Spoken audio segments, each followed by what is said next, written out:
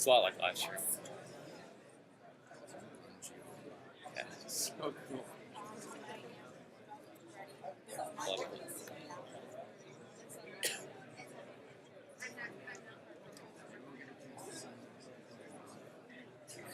I don't need it. Someone's got one. Oh.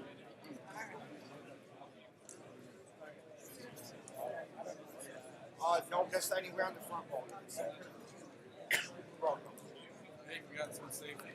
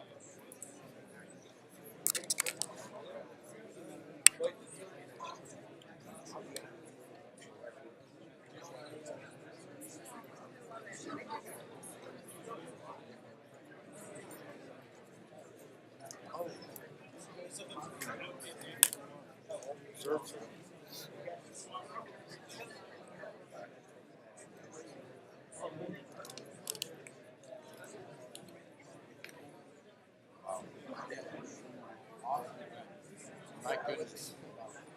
Yeah. Yeah.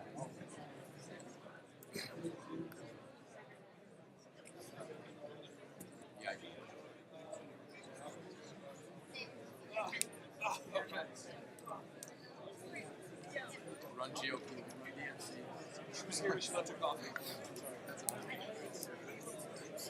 Yeah. Run GOP.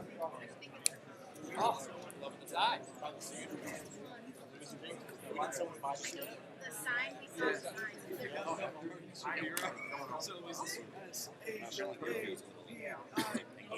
Yeah, it sounds like it. I'm sure it is. I think so. I'm not for sure. I'll lower it. But I can't tell what it is right now. I talked to him like once or twice. It was really friendly. Yeah, yeah. I just want to thank you so much for this. So was that everything? Yeah. Yeah. It was kind of awkward just watching folks in this. Yeah. This is nice. Front center. I wasn't expecting much. Yeah. Tell me, what do you guys do for high school? High school season. I think I'm probably going to go to U of M or Hillsdale. So we have a great chapter. Yeah, very, very much. Oh my gosh, there was one. So first was at Yeah. Oh, I love that. Thank you. Definitely. I know.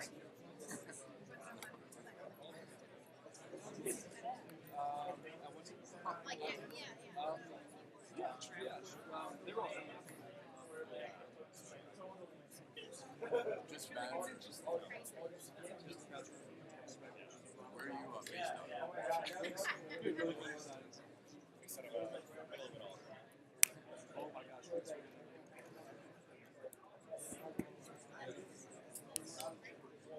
That's great for him. It's good for the people too.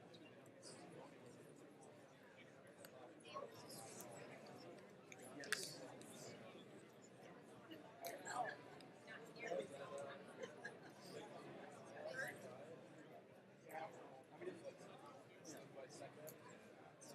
Probably like half this amount, maybe.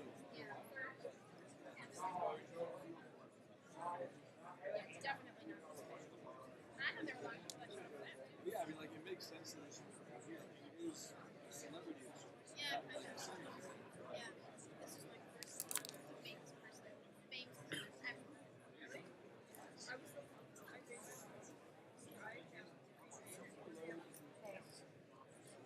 I'll never.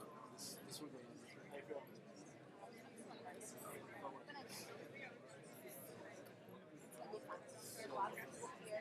Yes. He was friendly too, though. We talked. I know that. I know that.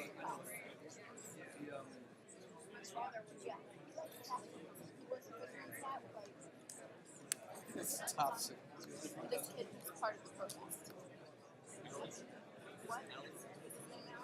It's either one. Oh my gosh. It's crazy. Oh. Oh, no. I think that guy. There's about 6 months. I thought that guy was he had a jump cut up the flag. I didn't see that. Oh, then maybe we're not talking about the same person. I have no idea. Are they standing over there? Yes. Okay. So you're not going to this, but I get you. Okay. This is gonna go until 8:35. That Gene. so this tweet.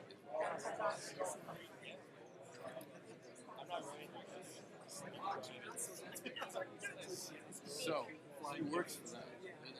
I'm gonna go check to make sure nobody else is coming in, and then we'll start.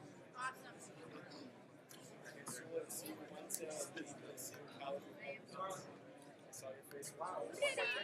Unreal. It all started with him. That's a really good thing to be honest. Really?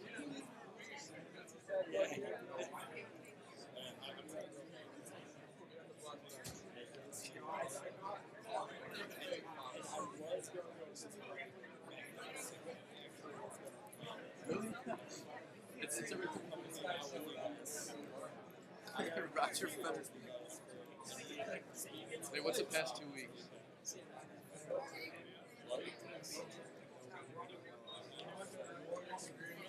Oh.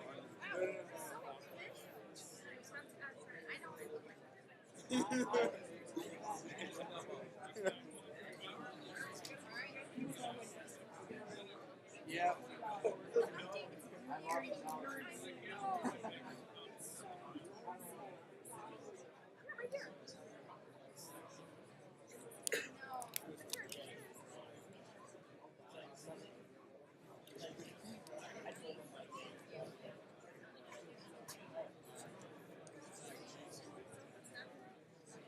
No.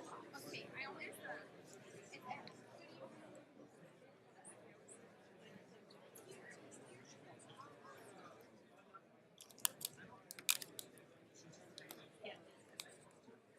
Good evening, everyone. Welcome to Ben Shapiro at Ferris State, and thank you for coming. My name is Kendall Kirkland, and I sit on the executive board of the Ferris State chapter of College Republicans. College Republicans is a registered student organization that is committed to spreading the conservative message of individual rights, constitutional government, and capitalism on our campus and in our greater communities. We promote these ideals by meeting weekly on Wednesdays at 7:30 p.m. in Flight Room 438, discussing current events, hosting guest speakers, and volunteering in our communities. We enjoy campaigning for conservative politicians, attending conferences, and networking with other conservative campus organizations to support each other in the fight for a conservative future. Our next meeting is this Wednesday, February 8th at 7:30 p.m. in Flight Room 438. We will be hosting Nathan Williamson, Michigan Field Director for Turning Point USA. Regardless of your current political engagement, we certainly encourage you to attend a few meetings and experience why we love being a part of this organization. If you have an interest in joining or any questions or comments, please stop by our table outside. This appearance was made possible by a man who works tirelessly, coordinating the minute details. He spent and designing the wonderful posters to make this the best event he knew it had the potential to be, and tonight has made it all worthwhile. Please give a round of applause as I welcome my friend and College Republicans Executive Board colleague, Andrew Kapanowski.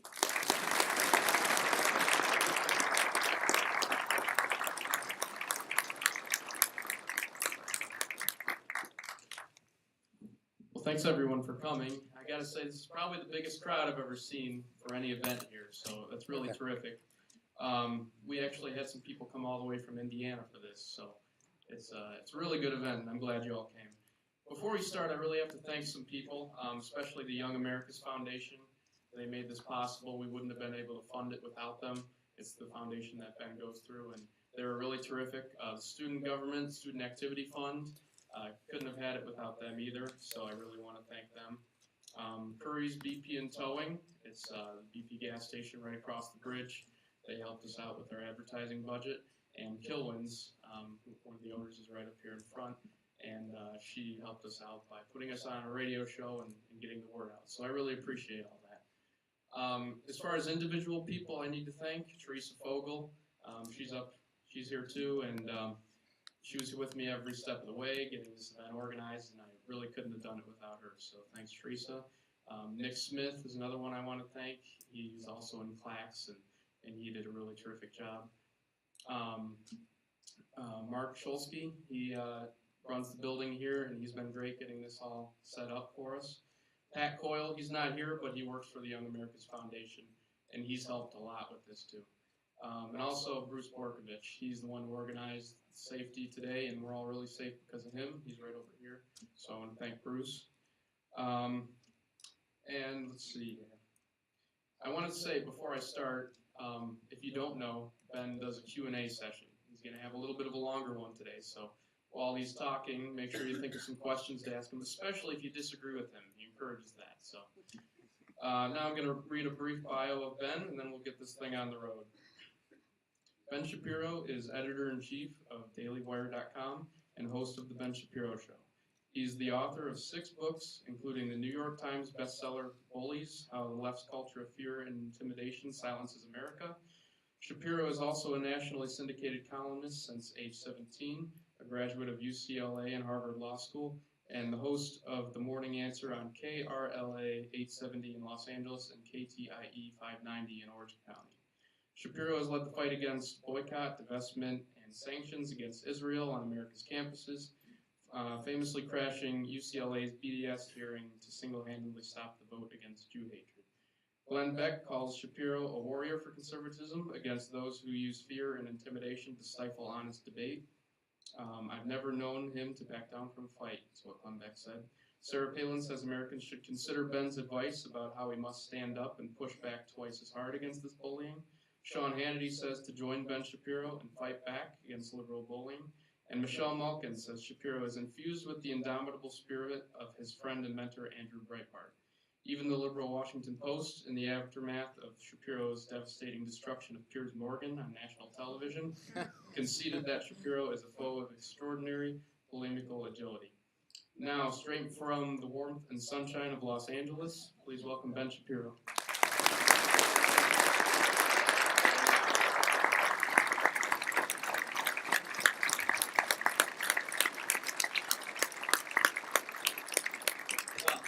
Thank you so much for having me. Thanks to Andrew, thanks to the college Republicans, and thanks to all you guys for coming out in the middle of, I guess this is normal weather for you.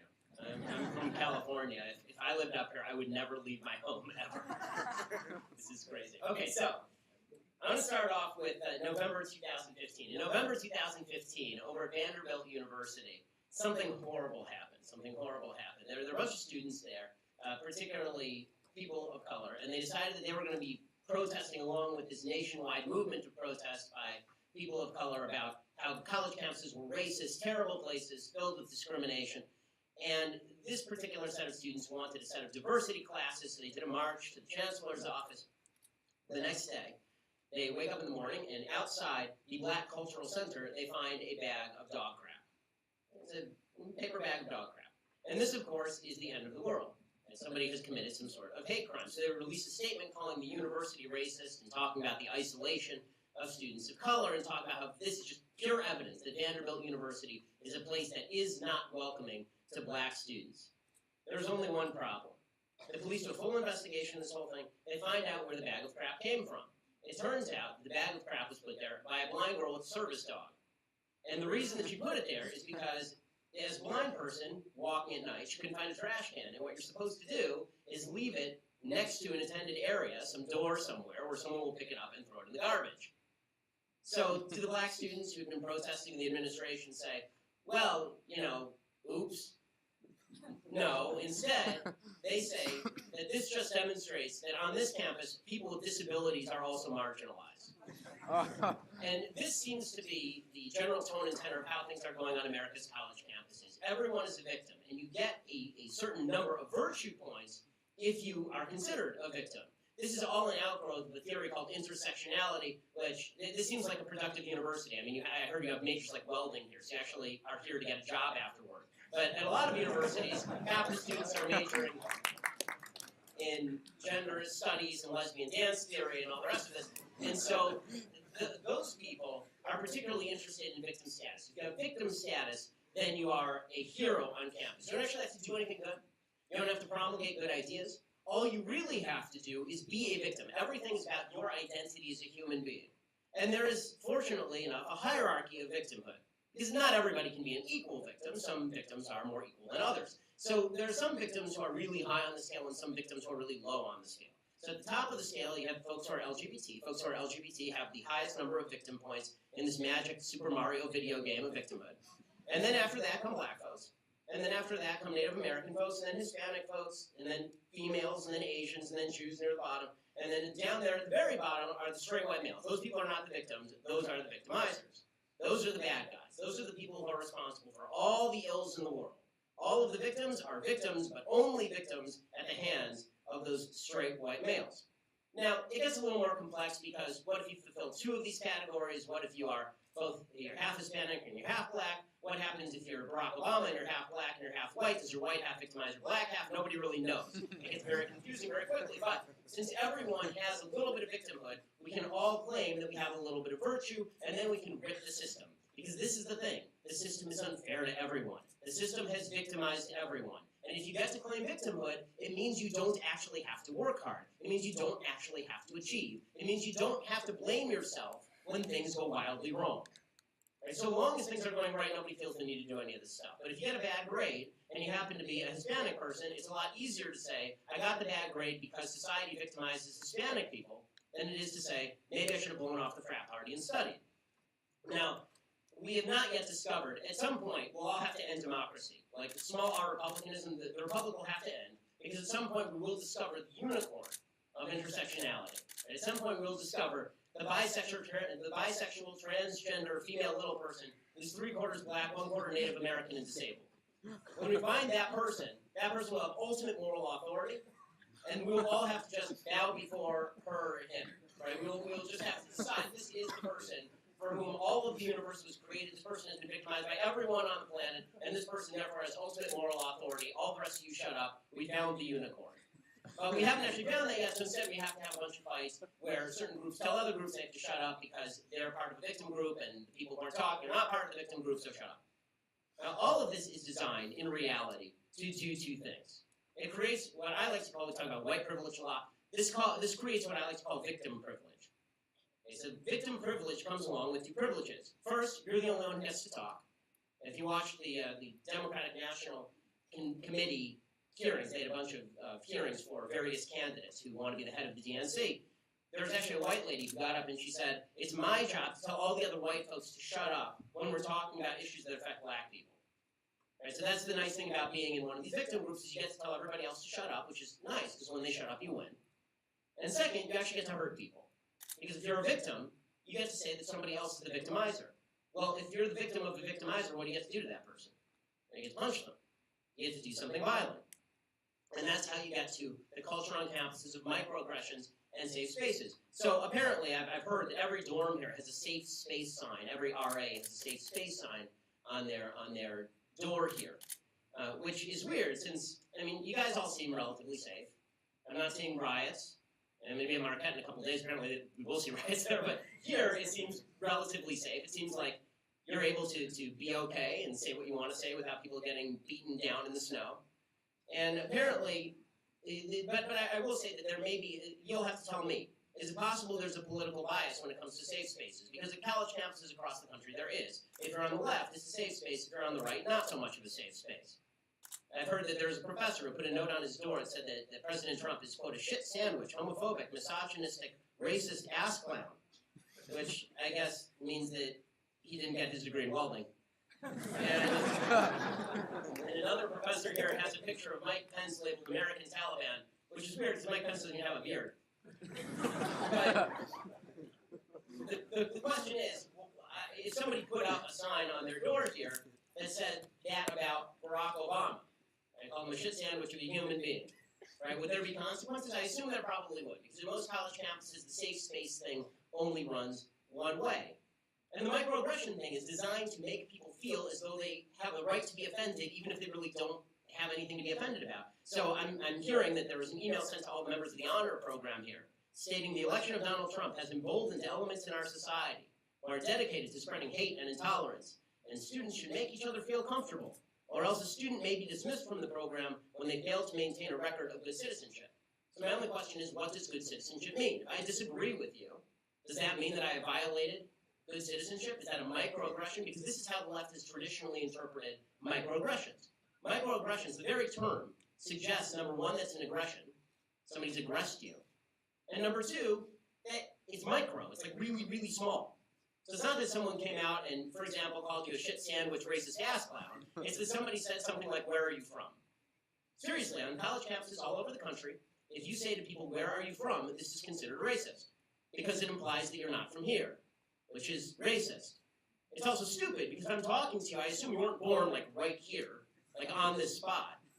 Where are you from seems to me a fairly normal question, but that's not unusual on campuses. They have full classes devoted to teaching people just how offended they should be, just how they can put themselves in the victim category without even having to be offended, without even having to be a victim. The result of all of this, if you teach people that they are victims, incessantly, if you tell them they are victims of American society, if you tell them they ought to be offended by every single little thing, and then you tell them that them being offended is just a result of aggression, they were microaggressed, the predictable result is violence.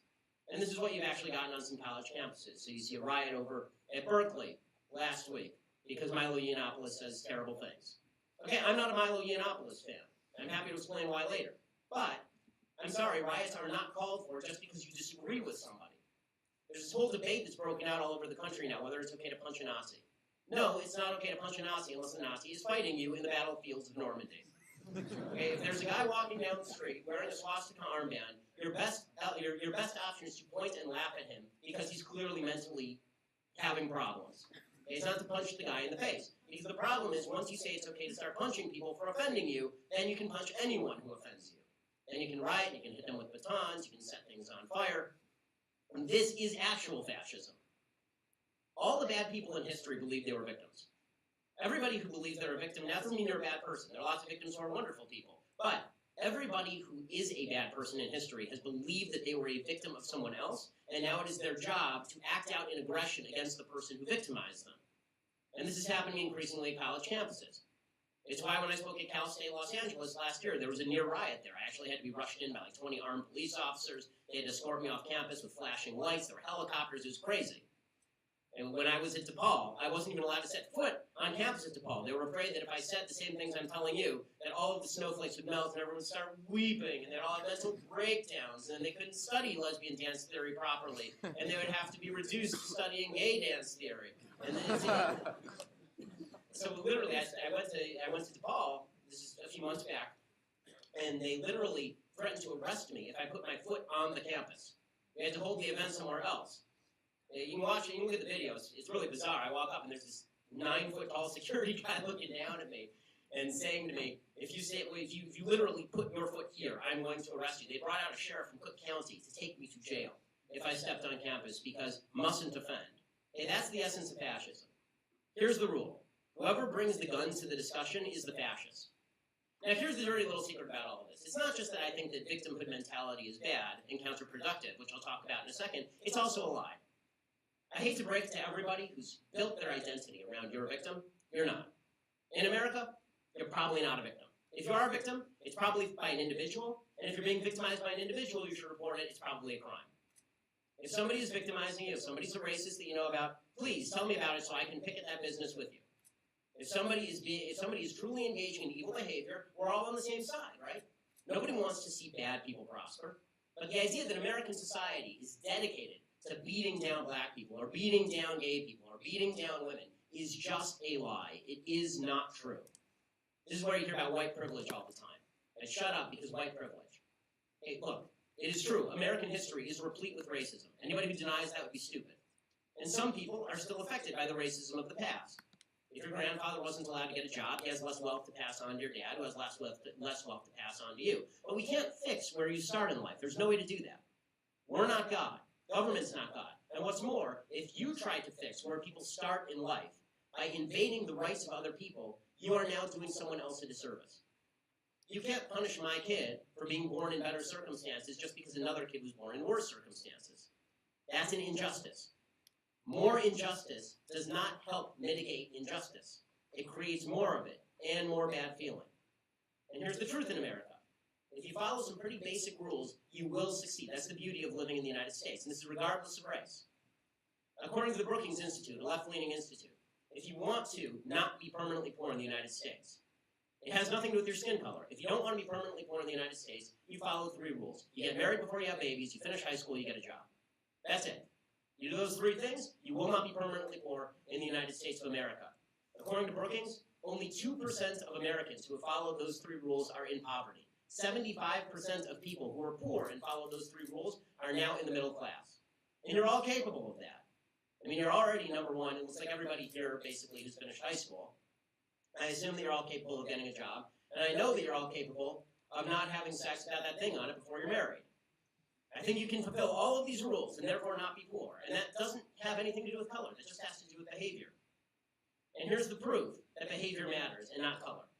Okay, the poverty rate among white non-married families in 2008 was 21.7%. So white single moms is nearly 22% in 2008. What was the black poverty rate for married couples that same year? 6.9%. So what happened to the white privilege? It just disappeared? I thought black people are invariably worse off.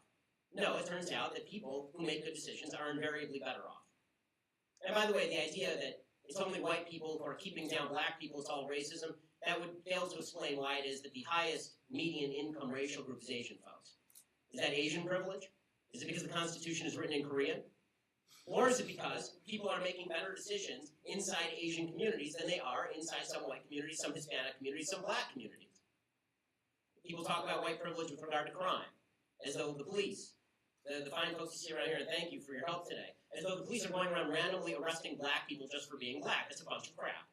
It's not true. Felonies are under-prosecuted in the black community because black communities are under-policed and there are too many people who won't be witnesses in the black community. Police are less likely to kill black people than white people in similar shooting circumstances. In 2015, cops shot 987 people. A huge majority of them were armed or threatening deadly force. Blacks represented 26% of the people shot.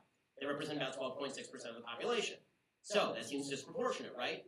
Well, it would until you realize that nearly 50% of all murders in the United States are committed by black folks. Again, this has nothing to do with race. This just has to do with breakdowns in statistics. Police officers are almost 19 times more likely to be shot by a black male than an unarmed black male is to be shot and killed by the police. And by the way, the stuff that you're going to hear in all your sociology classes, if you have them up here, okay, all this stuff about implicit bias tests that you hear, where, oh, you just go online and you take this magic test and it tells you if you're a racist, a bunch of crap. It's not true. Implicit bias tests are flawed, deeply flawed. They are not replicable. You can take the same implicit bias test twice, and one time will show you're a racist, another time will show you're not. And there's no correlation, none, between your implicit bias test that shows you're a racist and actual racist behavior. And I know that because the creators of the implicit bias test have said so. Okay, how about women? Women who think that they're victims. I keep hearing that women in the United States are victims. No, you're not. Sorry. It's funny that this isn't an uplifting speech. It's an oppressing speech for so many people. Oh, I'm not a victim. What am I going to do now? Like, be a good person and have a great life. That's what you're going to do now. Like, you say to people they're not victims, and it's like you're taking away their identity. They feel terrible about themselves. Oh, God, now what am I going to make of myself? Women are not victims. Okay, people who are anti-abortion are not anti-abortion because they want to victimize women. People who are anti-abortion are anti-abortion because they don't want women to victimize babies. And no one cares about your esophagus. You say, keep your hands off my body. I'm not interested in your body, lady. I'm married. And the only thing I'm interested in is the baby that's growing inside your body that has bodily integrity outside of you and is a separate human. And that has nothing to do with sexism. That has everything to do with protection of human life. By the way, you want to protect women abroad, maybe the place to start is by banning sex-selective abortions. More women are killed in sex-selective abortions than are killed in the United States every year around the world. Okay, how about the idea of the wage gap? We hear this one a lot. We saw this at the Audi commercials. I assume everybody saw the Super Bowl. You saw that stupid Audi commercial? This idiotic Audi commercial, one that shows this little girl driving around. And she's driving in her little go-kart, and the narrator's saying, how can you tell your daughter that one day she'll be poor, barefoot, and pregnant in the kitchen? And then they get an Audi, and they're like, but at least she's in an Audi. The funniest thing about that particular ad is that somebody tweeted at Audi, Audi, you pay women less than you pay men. And Audi immediately responded, well, actually, we pay women exactly the same as we pay men when you take into account the amount of time in the workforce, the number of hours they work, and their job descriptions. Right, just like the rest of the United States. The wage gap is a myth. It does not exist. In fact, in 147 out of the 150 most populous cities in the United States, women who are just fresh out of school, have the same degrees as men, don't have kids and spend the same amount of time in the workplace, earn significantly more than men, according to Time magazine. So that just is nonsense. By the way, 55% of college students are women. 55% of voters are women. 50% of people with graduate degrees are women. Does that sound like a victimized population to you? It sounds like women, if they banded together and vote, could enslave all of us. Okay, so this idea that there's some poor pecan minority and all the men are running things, if we figured out the scam how to run things, then life would be very different because men are pigs. Okay, men are pigs. But our piggishness has not prevented women from rising in society and becoming a majority of voters, a majority of college degree holders, a majority of grad school students. By the way, and also I'll mention the rape culture thing here. You keep hearing this myth that's going around about rape culture, how if you're a woman on campus, that you are undoubtedly going to be raped. One in 4 of you will be raped. 1 in 3 of you will be raped. Everybody's just running around raping. It's a rape fiesta. It's a party of rape. No, that's not true. According to the Bureau of Justice Statistics, there are 6 rapes per 1,000 per year on college campuses. Okay, that is not 1 quarter. 1 quarter, if you don't know math, 1 quarter would be 250 out of 1,000. There are 6. 6. The reason that you get these skewed statistics is because somebody did a survey where they asked if a woman had ever been touched without her consent. That means a guy goes in for a kiss, you turn your cheek, he pecks you on the cheek, and they count that as rape. That's what that means. That's where that survey statistic comes from, so it's a bunch of nonsense. By the way, your parents would be absolute idiots to send you to a college campus where they knew that you were going to get raped. I mean, who would even come here? How many of the women in this room thought twice about going to college because they thought, oh God, I'm so safe in high school, I'm going to go to college and someone is definitely going to rape me? Very few women are thinking that way because the truth is the risk on campus of being raped is extraordinarily low. That's not making light of rape. Rapists should be castrated or killed. That's saying that the statistics that are being put out there and promulgated that women are big victims of society on campus is just not true. How about the idea that LGBT people in the United States are victims? Obviously, this is not to deny there are sexist and racist and transphobic and homophobic people in society. Of course there are. And of course there are individual people who are victimized by these people. This is to say that American society as a broad society is not victimizing folks. The idea that gay people are victims in American society, first of all, even the gay marriage argument is now out the window thanks to the Supreme Court decision. But women and lesbian couples make far more money than women and straight couples. Men and gay couples make slightly less money than men and straight couples. But same-sex couples with both partners in the labor force make about $8,000 per year more than straight couples with both people in the workforce, and typically are much more highly educated. How about poor people in American society? They're victimized, right? Everybody's a victim. So how about, are poor people victimized? No, nobody who's rich is making you poor. So I saw before that somebody showed me a picture of the protesters who are outside, the people holding the sign. And I have to thank them, number one. Thank you for coming. Thank you for being peaceful and not disrupting. So that's nice. I'm glad that people take advantage of the ability to protest. One of the statistics they show is something like the top 10% own all the wealth in the country and the bottom 90% own nothing. Okay, did the top 10% steal it? You're going to have to explain to me why they did something wrong. It's not enough to just say there's a rich person and a poor person. Isn't that sad? You're going to have to show me how the rich person screwed the poor person if you want me to punish the rich person. The idea that the middle class in this country is disappearing is not true. In fact, in 1979, 12% of Americans were upper middle class. Today, 30% of Americans are upper middle class. When people say there's a disappearing middle class, it's not true. What's happened is that the middle class actually bifurcated. The vast majority of the middle class went up. The lower middle class disappeared. American income mobility, you keep hearing that the American dream is dead. You heard this from both sides of the aisle. You heard from Trump and Bernie Sanders. The American dream is dead. It's not dead. Income mobility is statistically exactly the same as it was in the late 1970s, and we actually have the same income mobility levels as European countries when you take out the confounding factors. Factors like single motherhood. Factors like not graduating from high school. When you compare populations that are the same in terms of education, in terms of cultural background, you actually get the same statistics in the United States that you get in places like Denmark. And final note on poverty. You are lucky as all hell to be living in the United States in 2017. almost 9 in 10 Americans have a standard of living above the global middle income standard. So you're all rich. Everyone's rich by global standards in the United States. Only 7% of people in the United States were middle income. Only 3% were low income by global standards. Only 2% were poor by global standards. This is the richest country in the face of the earth and in the history of humanity. And everybody sitting around bitching and moaning like we're living in a third world country is just being ridiculous. So what's the problem with all of this? The problem is that dividing us makes us worse. Dividing us makes us worse people. It makes us look at each other like we're enemies, like we don't get along. Like the cops are the bad guys, or like the straight white males are the bad guys, or like the blacks are the bad guys, or like the rich people are the bad guys. Somebody's always the bad guy. And politicians get off on this stuff. Politicians have to divide you in order to divide you against each other and then get you out to vote against the bad guys. But the truth is, in a free country, no one cares enough about you to be the bad guy. No one cares. You can do whatever you want to do because I don't know you, and you don't know me. You're not going to bother me, I'm not going to bother you. And if I do bother you, that's probably a crime. The beauty of living in the United States of America is that if you don't think of yourself as a victim, you actually end up in a better place than if you do think of yourself as a victim. Victimhood is not virtue. Victimhood is a deficit. Thinking of yourself as a victim makes you unable to function properly.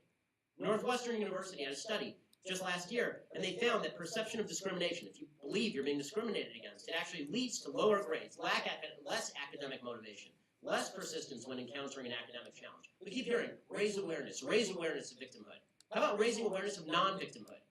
You want to make people feel like they can achieve? Tell them there's nothing standing in their way except for them. The biggest obstacle virtually everyone in this room is going to face outside of health obstacles, the biggest obstacle all of you will face is obstacles of your own making.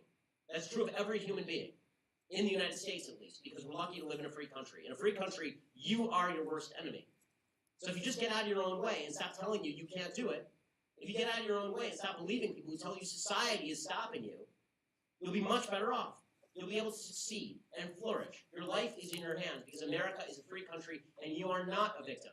And the sooner we all get that in our heads, the sooner we all realize that we're not victims, that we're actually brothers in this journey between birth and death, in which we're going to traverse a lot of ground together. The sooner we realize we're not trying to stop each other, we're actually trying to help each other by not getting in each other's way, the better off we're all going to be. That's the only way we're going to be able to live together in a multi-ethnic, multicultural society. It's the only way that we're going to be able to live together in a free society. Freedom collapses when people think of their neighbors as the enemy. Your neighbor is not the enemy. Your neighbor is your friend so long as your neighbor doesn't bother you. And it's not your neighbor's job to hold you up. It's not your job to hold up your neighbor. If you want to hold up your neighbor, good for you. It makes you a moral person and a good person. But it's certainly not the government's job to force you to do that. And it is certainly not society's job to fill in the gaps where you have failed. It is your job to pick yourself up. And the sooner we all realize that, the better off we'll be. Thanks so much. Happy to take your questions.